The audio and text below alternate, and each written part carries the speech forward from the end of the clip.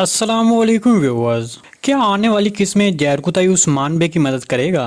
तो देखिए, मेरे तजज़िये के मुताबिक पहले ओरहान बे को खजाना मिल जाएगा, जबकि दूसरी तरफ वासिलस भी अब खजाने के बारे में जान चुका है। इसलिए उसने ओरहान बे का पीछा किया और फिर खजाना मिलने के बाद ओरहान बे पर हमला कर दिया। देखिए, खजाना मिलने से पहले वासिलस हमला नहीं करेगा, बल्कि जब ओरहान बे को खजाना मिल जाएगा तब वासिलस हमला करेगा। इस हमले की आड़ में महमद ओरहान बे को जख्मी करके मौके से फायदा उठाने की कोशिश करेगा और इस अफरा तफरी में महमद खजाना चोरी करेगा और वहां से लेकर फरार हो जाएगा।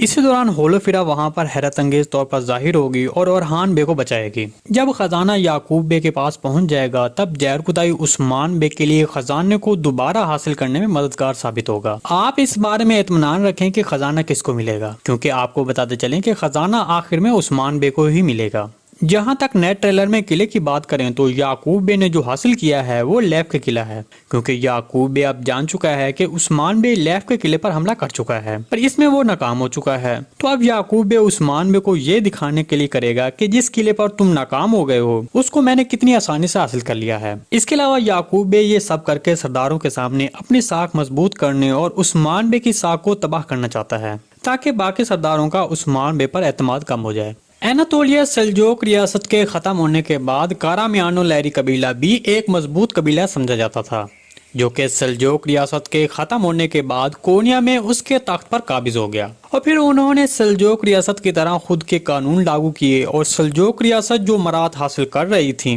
वो भी हासिल करने लग गए। कारामियानो लहरी कबीला हमेशा से अपने आप को दूसरे कबीलों से ज्यादा ताकतवर और बरतर समझता था और इसकी सबसे बड़ी वजह उनका मानना था कि वही है सिर्फ तमाम तुर्क कबीलों को मुत्तहिद कर सकते हैं और इकट्ठा कर सकते हैं। कारामियानो लहरी कबीले के महमद के कोनिया पर कब्जे के बाद उसके उस्मान बे के साथ अच्छे ताल्लुकात बन गए थे और उस्मान बे ने भी उनका खैर मकदम किया, और ये इसलिए भी था क्योंकि ये दोनों कबीले गरमियानो लहरी कबीले के खिलाफ थे। उस्मान बे का मकसद सरहद से आगे बाजंतीनियों की तरफ बढ़ना था, इसलिए उस्मान बे का कोनिया पर कब्जे का कोई इरादा नहीं था, जबकि कारामियानो लहरी का मकसद सिर्फ सेल्जोक रियासत के तसलसल को बहाल रखना था और उनकी नजर उस्मान बे की जमीनों पर भी नहीं थी, जबकि गरमियानो लहरी कबीले का मकसद सरहद और कोनिया पर कब्जा करना था। ताहम इस सूरत हाल ने उस्मान बे और कारामियानो लहरी के महमद को एक दूसरे के करीब लाया और इस तरह वो एक दूसरे के इत्तेहादी बन गए। तो अब अगर कारामियानो लहरी को सीरीज में शामिल किया जाता है तो फिर महमद बे यकीनन सुल्तान के किरदार के तौर पर नजर आएंगे